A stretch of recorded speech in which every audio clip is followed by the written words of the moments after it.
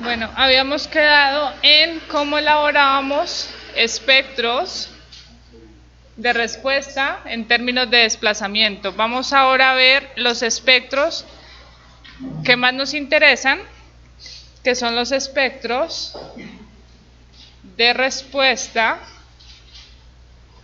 de aceleraciones.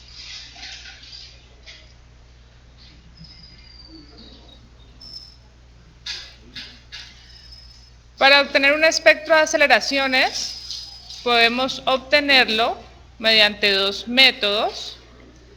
Un método 1, que es un método mucho más directo, en el que, así como obtuvimos registros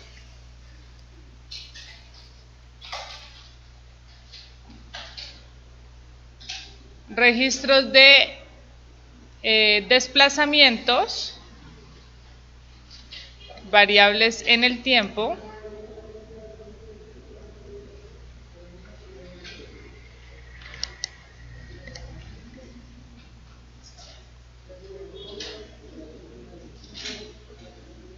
podemos obtener, como esta señal es discretizada, o sea, hay un diferencial de tiempo, puedo establecer que la pendiente de o entre esos dos puntos, no es una señal continua, no es una función continua, sino que es discretizada, viene siendo la velocidad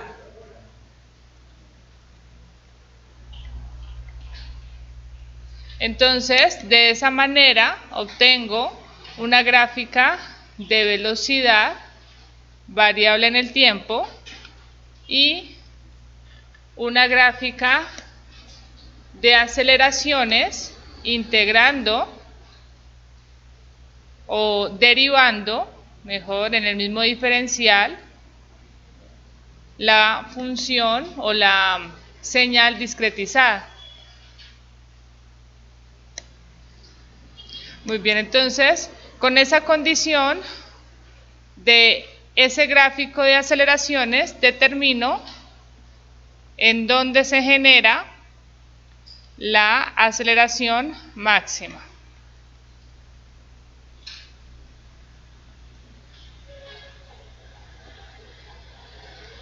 Y paso seguido, en un gráfico de dominio de la frecuencia, periodo en el eje X y en el eje Y aceleración como porcentaje de la gravedad, o sea, SA va a ser igual a la aceleración máxima entre G. Elaboro dicho gráfico. ¿Listo? Esa sería una forma directa de obtener ese espectro de aceleraciones. Sin embargo, no es muy usual. Hay otro método que es mucho más práctico y de forma indirecta, a través del espectro de desplazamientos, puedo obtener un espectro de aceleraciones. Entonces recordemos, el espectro de desplazamientos representa pseudo desplazamiento o desplazamiento máximo en el dominio de la frecuencia. Y este gráfico tiene esta forma. Recordemos también que nosotros estamos haciendo un análisis de un oscilador al que le quitamos la masa y solo le dejamos rigidez, y la masa está concentrada en un extremo. Entonces, ese oscilador en un instante de tiempo representa o tiene un desplazamiento máximo. Muy bien. O sea que yo puedo, con el método de la fuerza horizontal equivalente que habíamos visto, definir que ese caso es equivalente a tener una barra en la que reemplazamos el efecto por una fuerza equivalente, y esa fuerza es una fuerza inercial que me genera el mismo desplazamiento máximo. Muy bien.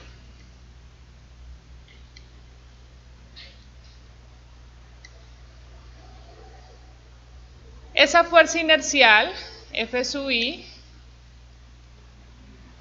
es una fuerza inercial, vendría de la forma de la masa que se acelera por una aceleración. Entonces, voy a decir que voy a utilizar mi aceleración máxima.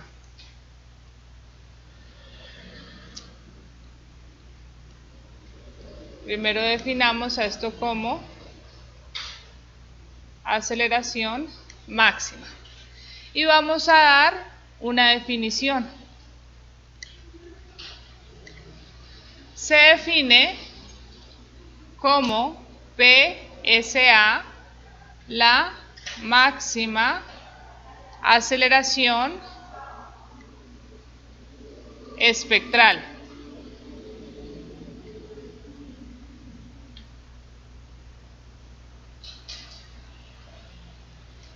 Máxima aceleración espectral. Y esa aceleración tiene unidades. Tiene unidades de aceleración: metro, segundo al cuadrado; centímetro, segundo al cuadrado; pulgada, segundo al cuadrado. Tiene unidades, o sea, es dimensional. Y también puedo definir una aceleración que es adimensional, que es la que se utiliza en el espectro de aceleraciones, que como es adimensional, lo único que hago es dividir la aceleración máxima entre la aceleración de la gravedad. Entonces con esto me queda esta aceleración en o como un porcentaje de la aceleración de la gravedad. Estos dos conceptos son claves. Muy bien. Así que reemplazando,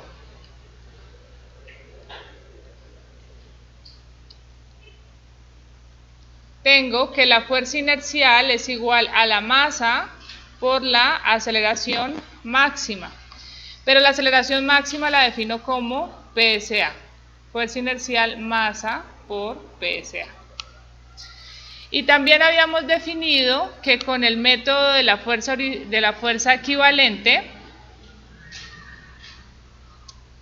esa fuerza equivalente era proporcional a la rigidez, o por concepto de rigidez, mejor.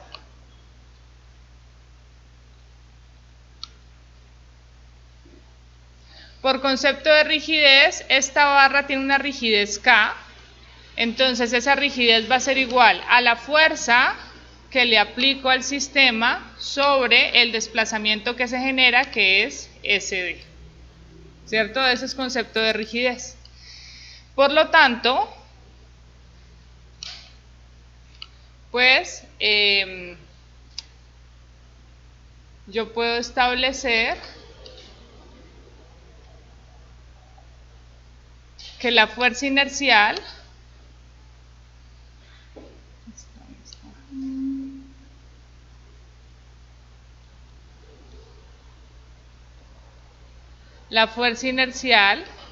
es igual a la rigidez por el desplazamiento. ¿Listo? Por concepto de rigidez. Ahora voy a reemplazar. Fuerza inercial es igual a masa por PSA, que es la máxima aceleración espectral. Es igual a la rigidez. La rigidez también la puedo expresar en términos de otra propiedad dinámica, porque dejar esto expresado en términos de la rigidez de cada estructura pues no es tan fácil de trabajar. Entonces también sé que la frecuencia es igual a la raíz de la rigidez entre la masa. Por lo tanto, la rigidez se puede expresar como la frecuencia al cuadrado por la masa. Entonces reemplazo rigidez igual a frecuencia al cuadrado por la masa y por el pseudo desplazamiento. De esta ecuación se me cancela masa con masa y me queda entonces que la aceleración espectral es igual a la frecuencia al cuadrado por SD. Sin embargo, recordemos que esta aceleración tiene unidades.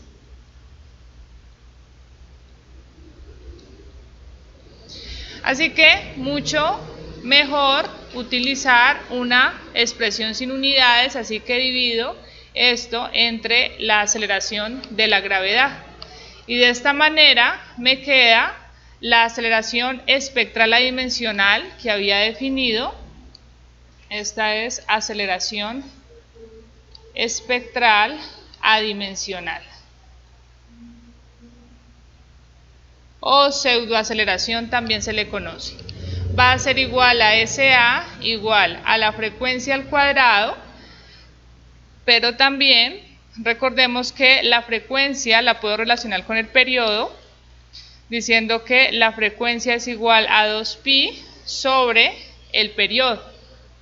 Entonces reemplazo, sería 2pi sobre g por pseudo desplazamiento sobre, ahí es 2pi al cuadrado, ¿no? Porque es frecuencia al cuadrado, 2pi al cuadrado sobre el periodo al cuadrado.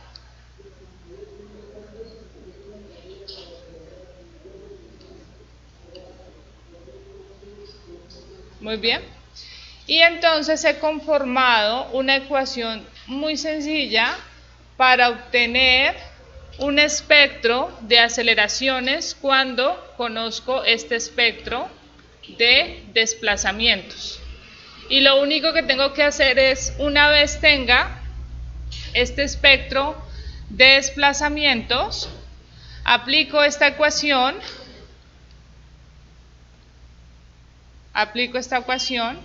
y obtendría mi gráfico periodo versus segundo con aceleración espectral SA como porcentaje de la gravedad.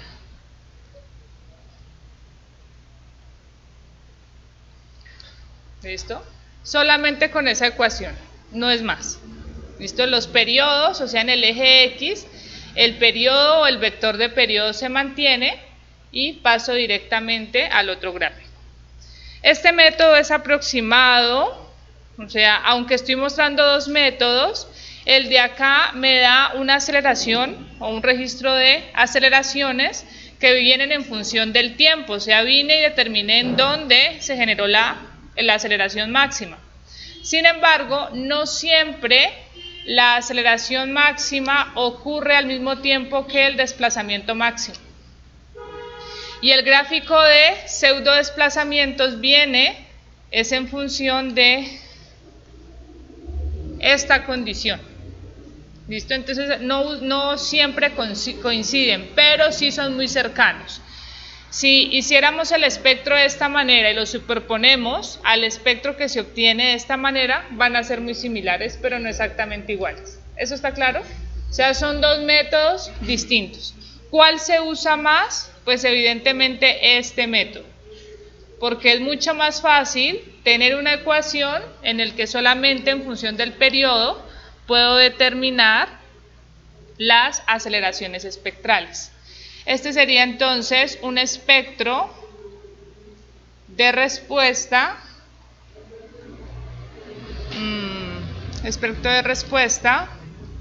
de aceleraciones debidas al sismo XG de T y una razón de amortiguamiento zeta.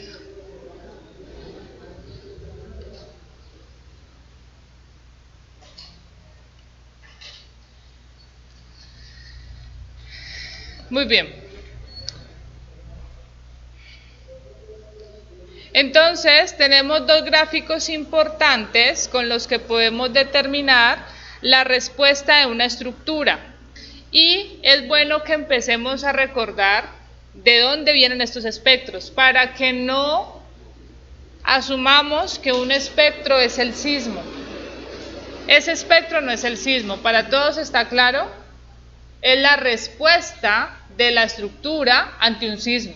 O sea, lo que estamos graficando en desplazamientos serían los desplazamientos de la estructura ante el sismo XG de T. Y acá las aceleraciones de la estructura ante el sismo XGT. ¿Listo? Sino que a veces nos quedamos con el concepto de que ese es el sismo. No, el sismo no es ese. Estos son los valores máximos del sismo. Otro punto que había dejado como consulta era determinar qué representaba esa aceleración, considerando que el espectro de aceleraciones nunca va a iniciar en cero, siempre va a haber una aceleración. Entonces, PGA se define, traduciéndolo al español, como aceleración máxima del suelo. Esa aceleración máxima del suelo está asociada a cada sitio, o sea, cada región, cada ciudad, cada municipio tiene su máxima aceleración por estudios sismológicos, geotécnicos que se hayan hecho. ¿Para qué nos sirve esa aceleración máxima? Si nosotros quisiéramos, pudiéramos diseñar una estructura aquí en Popayán con el sismo que ocurrió en México, porque el sismo de México del 2017 está registrado. Entonces decimos, voy a traer ese sismo a Popayán. Y se puede hacer, pero se debe escalar. ¿Escalar en función de qué? De esa aceleración. Que una cosa es la aceleración máxima del suelo en México y otra cosa es la aceleración máxima en Popayán. Pero conociendo esos valores yo puedo coger ese sismo y escalarlo para traerlo a Popayán. Algo muy simplificado porque en realidad requiere de otros parámetros, pero es uno de esos parámetros importantes. O sea, me define cuál es la máxima aceleración en el sitio donde quiero o donde estoy definiendo el espectro de respuesta. ¿Eso está claro?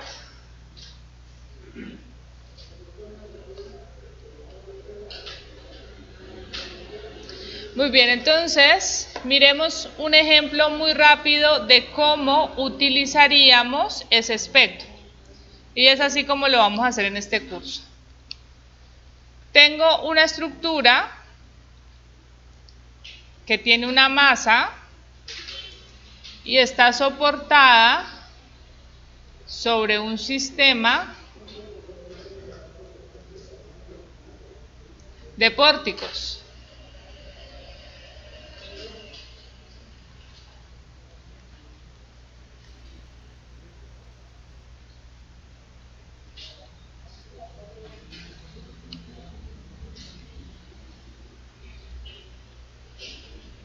Muy bien. Entonces dijimos que íbamos a simplificar el modelo, pues para poderlo definir de acuerdo a las condiciones dinámicas. ¿Cómo lo simplificábamos? Quitándole la masa y dejando una barra con solo la rigidez. De este sistema, ¿quién tiene rigidez? De lo que estoy representando. El pórtico. Hay un pórtico. ¿Listo? Entonces aquí tendría una rigidez lateral del pórtico. O sea que ese pórtico es el que tiene la rigidez suficiente para un efecto sísmico. Y arriba concentro la masa. ¿Esa masa a qué va a estar asociada?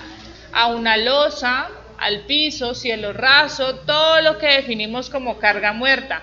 Adicional al peso propio. ¿Peso propio de quién? De esta viga que está en ese nivel. Y de las columnas que hacemos con los elementos verticales.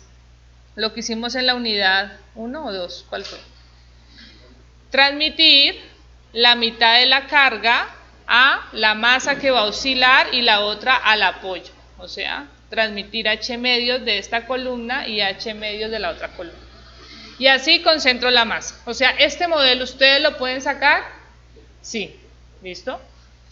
Una vez tengamos ese modelo, entonces vamos a pasar al método de la fuerza horizontal equivalente.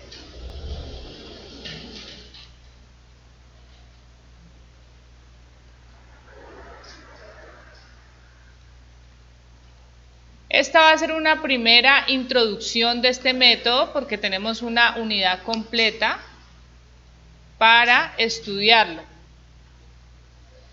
Pero básicamente el método lo que dice es: el efecto que genera un sismo en este oscilador, un sismo XGT, yo lo voy a representar en un modelo simplificado de un grado de libertad en el que voy a calcular una fuerza inercial o una fuerza equivalente. Y esa fuerza equivalente no es otra cosa que una fuerza inercial que es igual a la masa por una aceleración. ¿Listo? Y ahora, ¿quién pone la masa? Pues la estructura. Es la única que tiene masa. La estructura. Y ahora, ¿qué es lo que hace el sismo? El sismo mueve la base de la estructura y la acelera. Pero como yo quiero esos efectos máximos, quiero diseñar la estructura, entonces ya no utilizo el sismo en el tiempo, sino que utilizo el espectro de respuesta de ese sismo XGT. ¿Cómo utilizo ese espectro? Pues como tengo masa y tengo rigidez de mi sistema, puedo calcular el periodo de vibración. ¿Y cómo lo calculamos? Ya vimos, periodo de la estructura igual a 2pi por raíz de la masa entre la rigidez. Entonces tengo el periodo de la estructura, ¿qué hago? Voy a mi espectro con ese periodo de la estructura y determino cuál es la aceleración máxima en la estructura. ¿Esa aceleración debida a qué es? Al sismo XGT. Entonces aquí reemplazo la aceleración máxima de la estructura.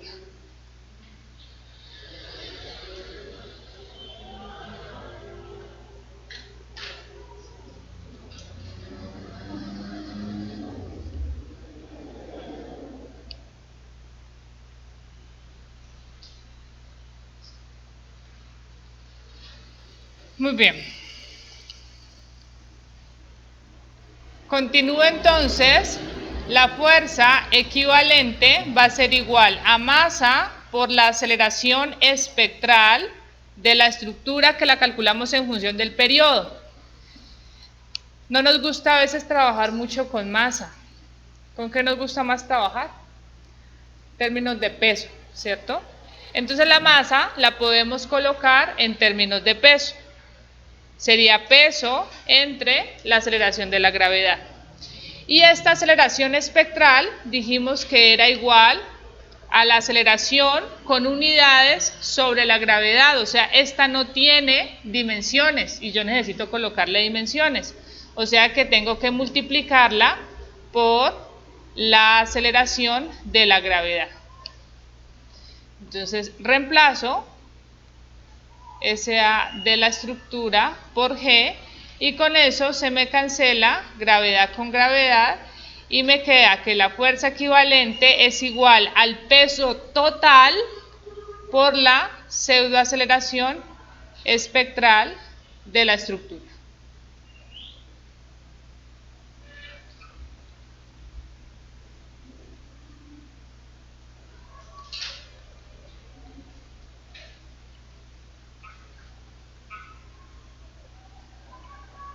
Y ahí tengo la fuerza inercial. ¿Dónde está representado el sismo? De nuevo, de acuerdo a la aceleración espectral. Una vez usted defina esta fuerza equivalente, ya puede calcular el cortante y puede calcular el momento para diseñar. Con un modelo que es estático y estáticamente determinado. ¿Eso está claro?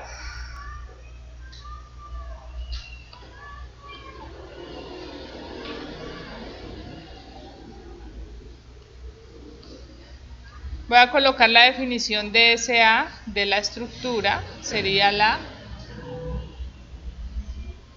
pseudoaceleración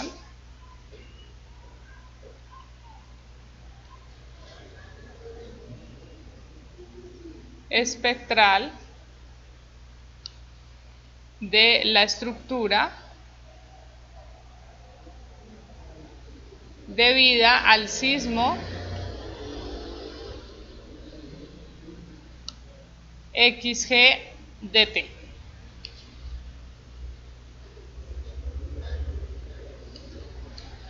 ¿Listo? Ahora, digamos que ese sismo es el sismo de México, 2017. Hago alusión a ese porque es uno de los más grandecitos que ha ocurrido recientemente, pues acá más cercanos a nosotros. Y vamos a diseñar una estructura en Popayán.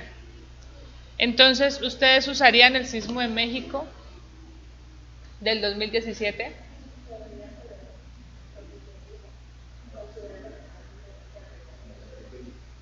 Lo convierto a Popayán. Listo. Y diseñamos con la estructura y quedamos tranquilos. Juan Pablo. ¿Quedas tranquilo? No, y mira, porque básicamente al convertir los datos dados por el sismo, principalmente hay que mirar las características del suelo, en el cual nos empezamos a hablar. Y tengo entendido también que hay unos modelos de mayoración para tener más seguridad en el sistema. Bueno, la respuesta más corta es que ¿cuál es la probabilidad de que exactamente el sismo de México venga y afecte una estructura en Popayán? Exactamente ese mismo sismo. Muy baja, ¿no? Entonces, conclusión, no diseñamos con sismos históricos. No podemos hacerlo porque estaríamos afirmando que la estructura, o que todo el diseño está para solamente ese sismo. ¿Y qué pasa? Que llegue otro que tenga la misma duración, lo que sea, pero tenga un efecto adicional que le hace más daño a la estructura.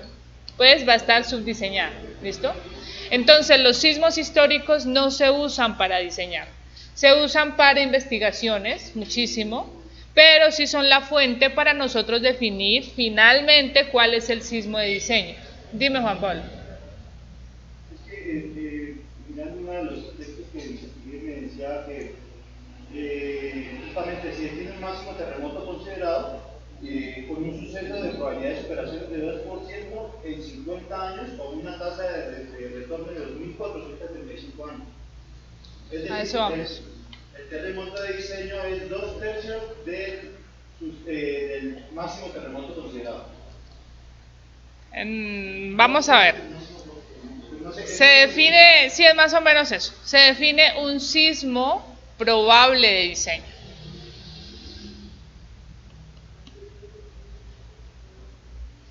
Vamos a trabajar con probabilidades. Pues porque finalmente sí es cierto, o sea, la falla tectónica, las características de esa falla tectónica no cambian. ¿Listo? Entonces se esperaría algunas características particulares para cada zona. En esta definición del sismo probable, lo que se hace es definir una máxima aceleración probable en un lugar específico.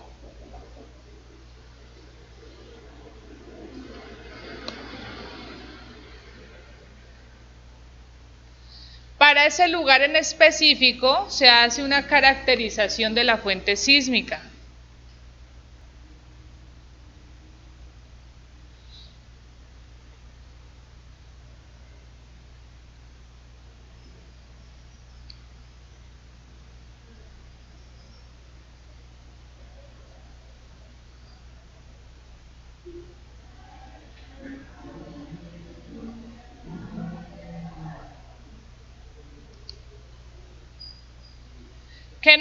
¿Qué nos interesa? No, porque esto ya lo hicieron. ¿Qué estudiaron específicamente sismólogos, ingenieros sísmicos?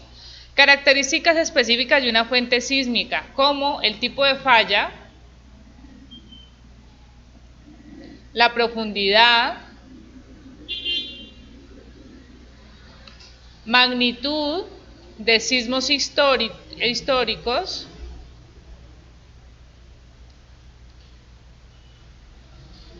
duración de esos sismos y contenido de frecuencia.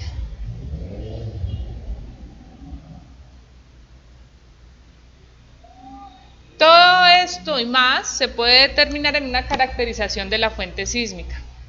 Entonces, con esa caracterización, sismólogos definieron un sismo probable. Y ese sismo probable es el que hoy en día tienen los códigos de diseño.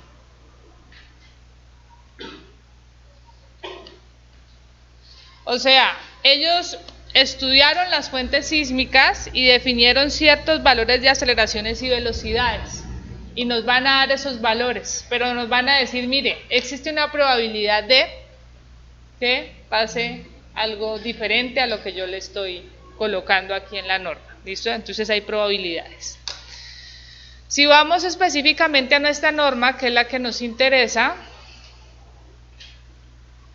tenemos... Para que, por favor, para la próxima clase vayan imprimiendo una parte del título A, no es todo el título. Vamos a empezar a definir la amenaza sísmica. Entonces, aquí está. En el título A, en el numeral A22, define todas las condiciones del movimiento sísmico. Y esto es lo que nos presenta la NSR 10.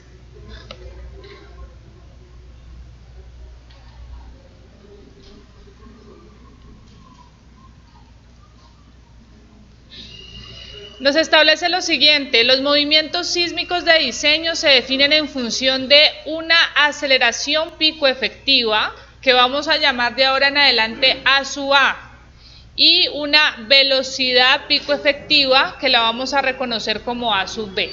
¿Listo? Entonces, ¿qué nos da el código? Valores de aceleraciones pico efectiva y velocidades, o sea, valores máximos. Pero nos va a decir, pero, hay una probabilidad del 10% de ser excedidos en un lapso de 50 años. Esa es la probabilidad. O sea, te voy a dar esos valores, pero posiblemente cada 50 años pueden ser superados. ¿Listo? O sea, cada 50 años llegue un sismo de gran magnitud. ¿Y cuál es esa probabilidad? El 10%. Entonces, muchas veces, y así es como se hace normalmente, cuando hablamos de que cuándo va a volver el sismo de Popayán, o cuándo va a volver a afectar un sismo grande a Popayán, tenemos en la mente estos 50 años.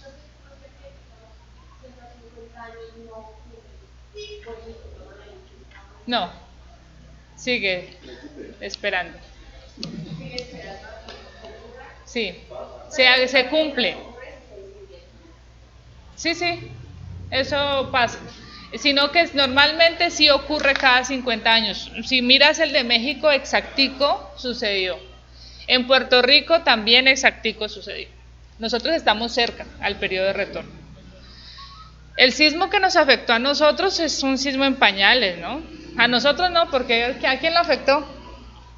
Vamos a arreglar edades. ¿Cuántos años tenías?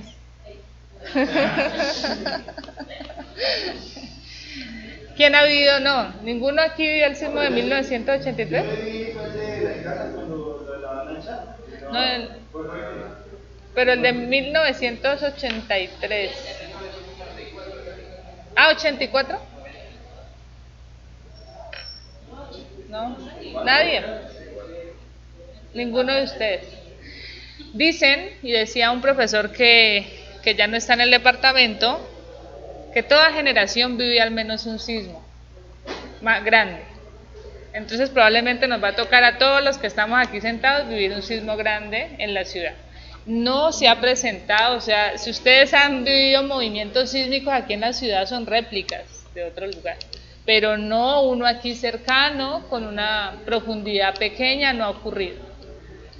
Ese sismo grande tiene que dejar destrucción. ¿Listo? Ahí nos vamos a dar cuenta si llegó un sismo grande. O sea, van a haber pérdidas económicas. Hasta ahí lo dejo, no sé qué más. ¿Listo? Entonces,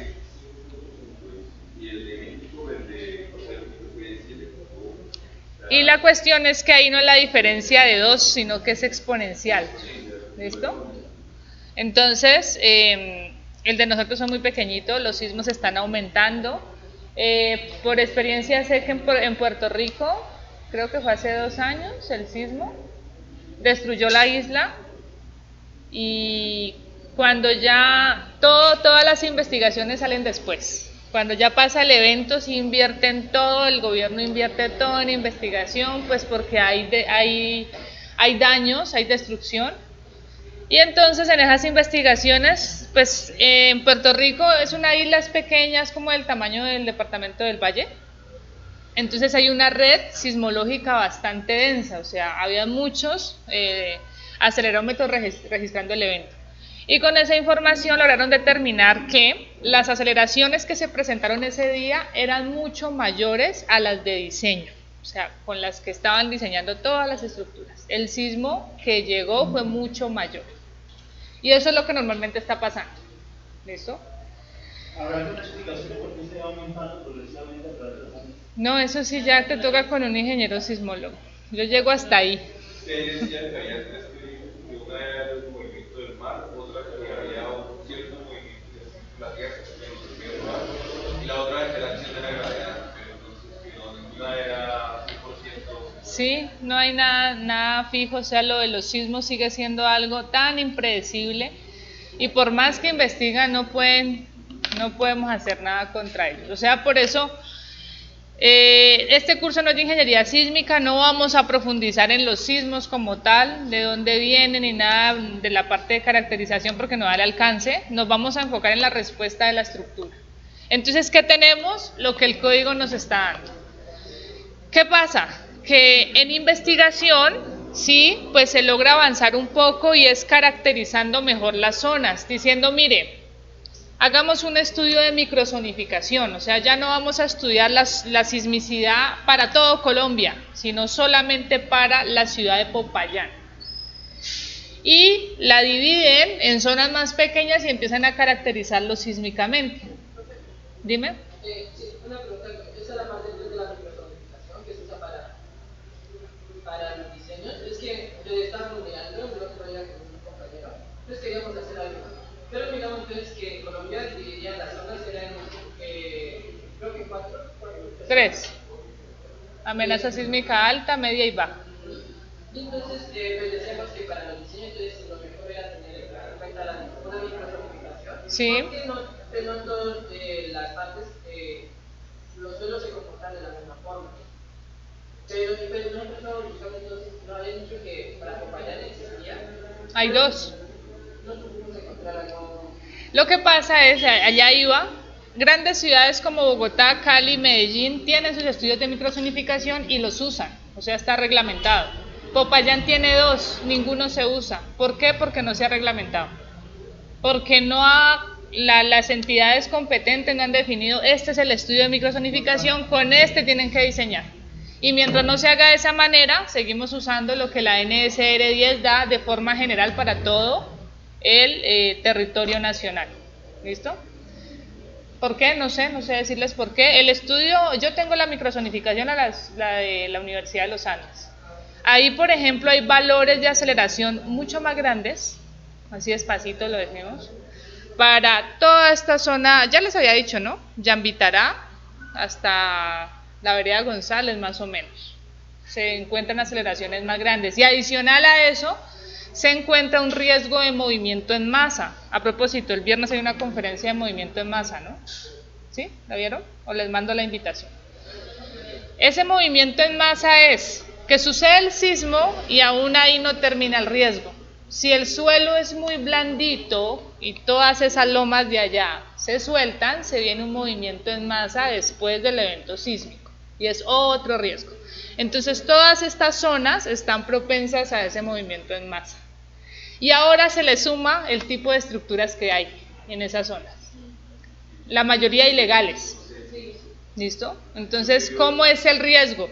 El riesgo se mide en función de la amenaza, que vendría siendo el sismo, o efectos adicionales como el movimiento en masa, y de la vulnerabilidad de la estructura. Si las estructuras son muy vulnerables y la amenaza es muy grande, ¿el riesgo cómo es? Es alto.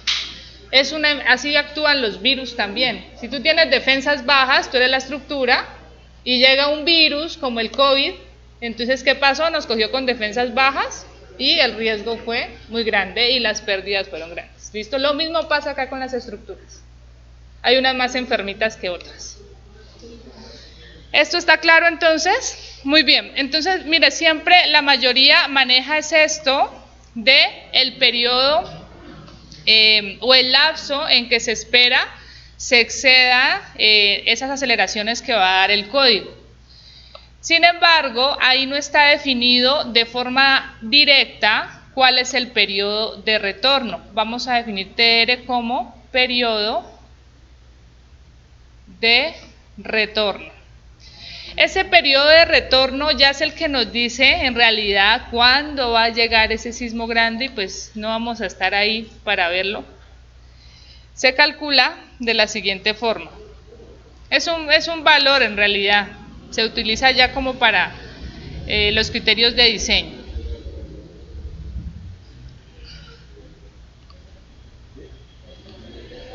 T sub R es igual a 1 sobre 1 menos P sobre 1 a la N, donde P es la probabilidad de excedencia y N es el número de años. Miremos cuál es el periodo de retorno que da la NSR 10.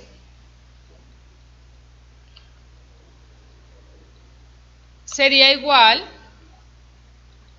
a 1 sobre 1 menos la probabilidad. ¿De cuánto es la probabilidad? Del 10%. Entonces, de 0.10 por 1, sobre o elevado a la 1 sobre n, donde n es el número de años, que son 50 años. Y esto nos da un periodo de retorno de 475 años. ¿Listo? Ese es el periodo de retorno. Ustedes hagan el cálculo, pero debería, si no ha cambiado la expresión. Sin embargo, no nos quedamos con eso. En realidad, esta información se maneja mejor con la probabilidad de excedencia. O sea, cada 475 años va a llegar un sismo de gran magnitud. Pero, como es un sismo probable, hay una probabilidad de el 10% de que suceda cada 50 años. Y si queremos ver cuál es la probabilidad de que suceda cada año, pues entonces, cada año, ¿cuál es la probabilidad?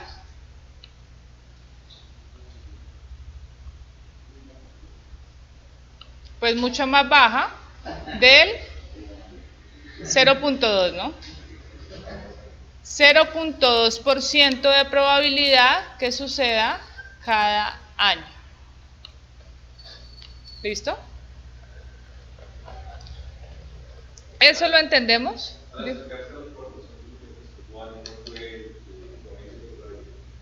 ¿No puede qué? O sea, acercarse al tiempo de los 475 años, no se puede aumentar esa probabilidad de la bomba cerca de ese lado.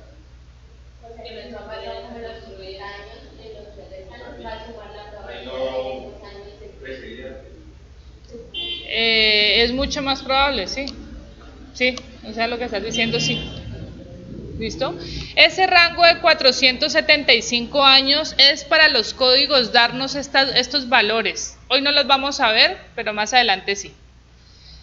Entonces, estos valores van a estar en función de ese periodo de retorno, 475 años. Sin embargo, hay estructuras que son mucho más importantes y no se diseñan para esa cantidad de años, sino que el periodo de retorno es menor.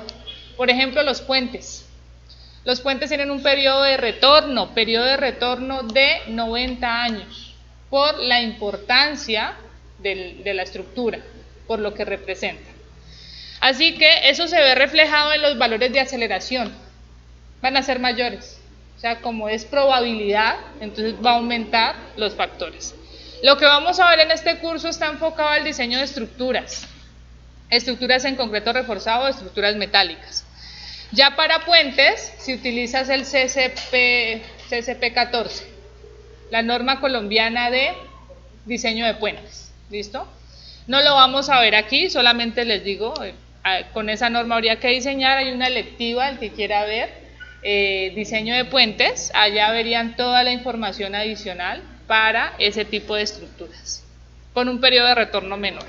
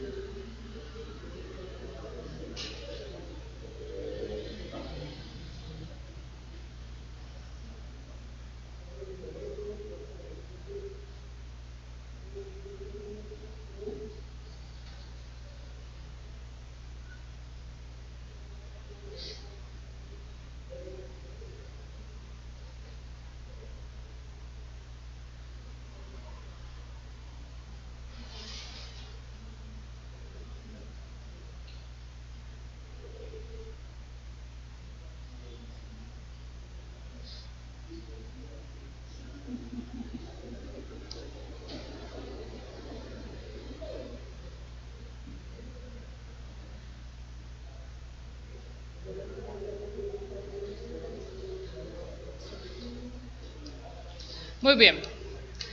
Entonces, hasta ahí vamos con un sismo probable. Aunque pareciera que todo esto que dijo es carreta, no es carreta, porque pues se los tengo que contar, no podemos calcular nada porque todo esto se puede calcular, pero con un curso más completo de dinámica o ingeniería sísmica. Pero esto, de la forma en la que se los estoy presentando, es para que lo que viene a continuación no lo vean como ese es el espectro de diseño y ese es el que nos da la norma y la norma no sé de dónde lo sacó, pero ahí está. O sea, la respuesta tiene que ser lo que ya les voy a decir. Todo viene desde la primer clase donde vimos cuál es la respuesta sísmica. Desde allá viene todo. Entonces nos vamos acercando y llegamos finalmente a definir cuál es el espectro de diseño. Para nuestro caso nos interesa el que está definido en la NSR 10 en el capítulo, para que lo vayan buscando, en el capítulo A2.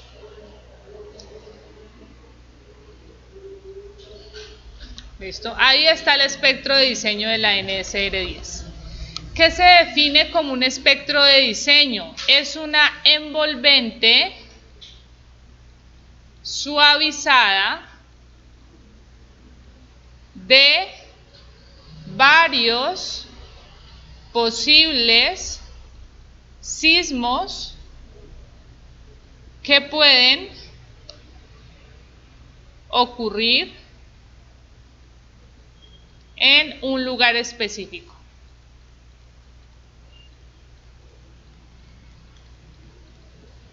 ¿Qué hizo entonces esta gente de la NSR 10 y de cualquier código en el mundo? Entonces estudiaron la fuente sísmica como anteriormente dijimos y definieron cómo era el tipo de falla, duración de los sismos, magnitud de los sismos, todo eso. O sea, caracterizaron la fuente sísmica. Esta parte de aquí la resumimos como caracterizar la fuente sísmica. Una vez caracterizaron la fuente sísmica, entonces elaboraron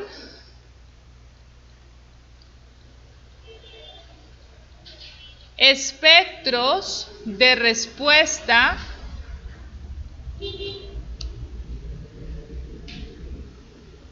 para cada sismo.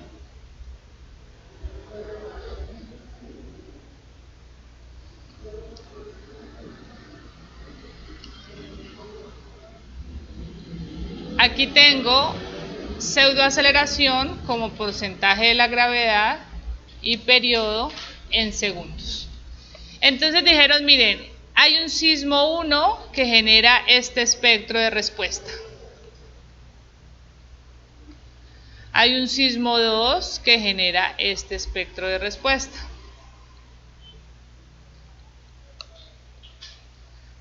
Un sismo 3.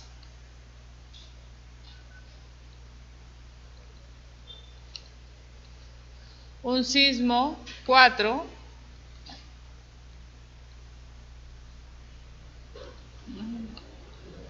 Dime.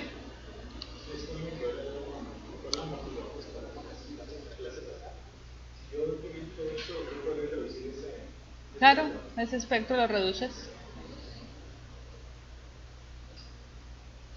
Un sismo 4 y así hasta un sismo N.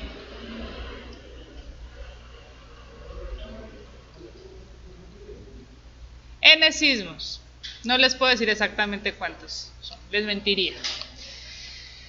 Entonces, pues de esta condición, o lo primero que determinaron era que diseñar con un espectro de respuesta no es viable, porque los espectros de respuesta, además de que están solamente para un sismo, tienen valles y picos que pueden afectar considerablemente el valor de la aceleración máxima.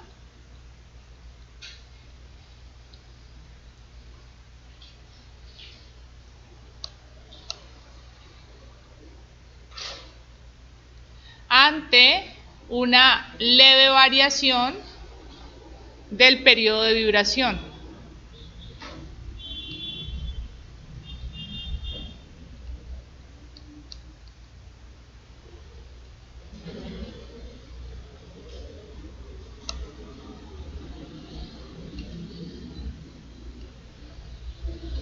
¿Qué es esto? Si este es el espectro y tiene esta forma, entonces digamos que calculamos todo para un periodo de la estructura T sub E y definimos que esta era la aceleración de la estructura. ¿Qué es lo que pasa? ¿Qué dijimos en el periodo? Que él puede variar, o sea, la estructura va a quedar construida con un periodo quizás muy cercano, similar al que nosotros calculamos teóricamente, pero no exactamente igual, sobre todo por la rigidez. La masa va a variar muy poquito, pero la rigidez sí puede variar. Entonces digamos que una leve variación en el periodo de vibración, por ejemplo, que no esté aquí el periodo, sino que sea este periodo, implica con esos picos y esos valles un cambio importante en la aceleración. Y esto no puede pasar. O sea que finalmente la aceleración que afectaría a la estructura es esta, que es mayor a la que usted había definido previamente. Entonces por eso no es viable tampoco usar un espectro de respuesta. Espectro de respuesta, siempre que les hablen espectro de respuesta es asociado a un sismo. Entonces, pero esos espectros de respuesta, como están asociados a muchos sismos que salieron de caracterizar la fuente sísmica, sí me sirven para sacar la envolvente suavizada. ¿Y cómo es la envolvente suavizada? Pues lo más fácil, ¿no? Trazar una envolvente lo más suave posible y que contenga todos los espectros posibles para ese sitio. Esta sería la envolvente suavizada. Y así fue como se definió el espectro de diseño, que es el que nosotros vamos a utilizar. ¿Listo? Entonces, ¿qué es lo primero que quiero que desde ahora en adelante tengan siempre presente? Esa envolvente no representa el sismo. ¿Listo? No, porque es una envolvente de espectros de respuesta. ¿Y qué dijimos que eran los espectros de respuesta? La respuesta de la estructura ante un sismo. ¿Listo? Entonces, es la aceleración de la estructura.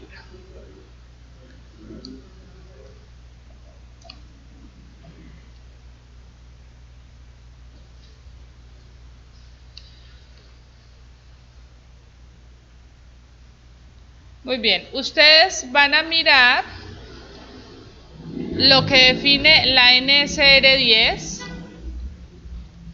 en el capítulo A2. Y ahí les va a mostrar específicamente en el A26, si no estoy mal.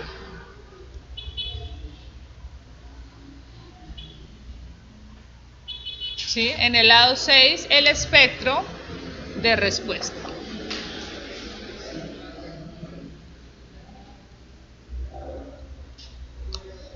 Y ese espectro de respuesta tiene la siguiente forma.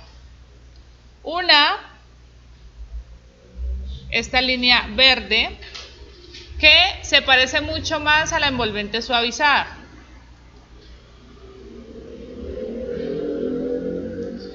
Y vamos a tener límites del periodo. Aquí está T sub 0, T sub C, T sub N. Esta envolvente o este espectro se utiliza solamente para el método dinámico. Y nosotros no vamos a ver ese método dinámico. Pero ese espectro sí me representa cuál es la aceleración máxima del suelo. El espectro que nosotros vamos a usar es uno en el que arranca con la meseta plana desde el periodo de vibración igual a 0 y luego baja igual que la línea verde.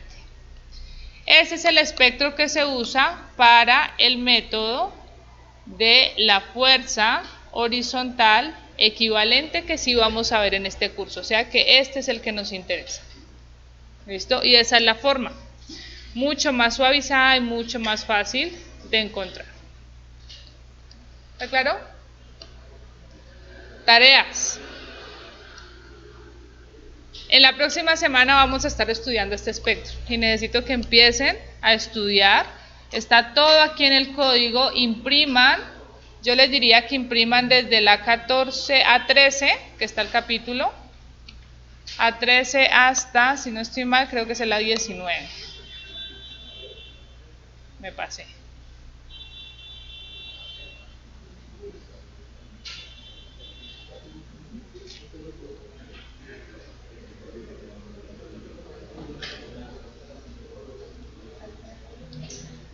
Sí, hasta la 28. De la 13 hasta la 28. Entonces, tarea, resumir y entender, obviamente, el procedimiento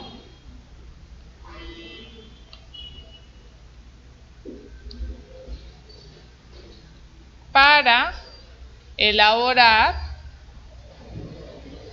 el espectro de diseño de la NSR 10.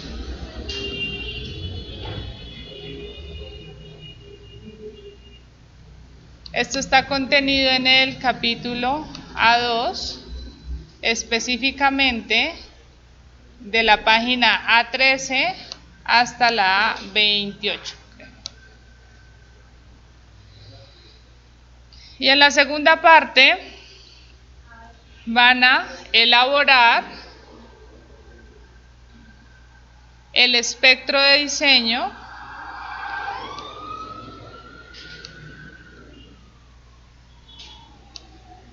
para Popayán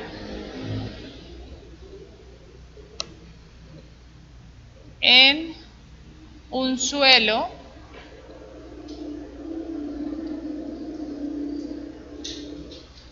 rígido con velocidad de onda de corte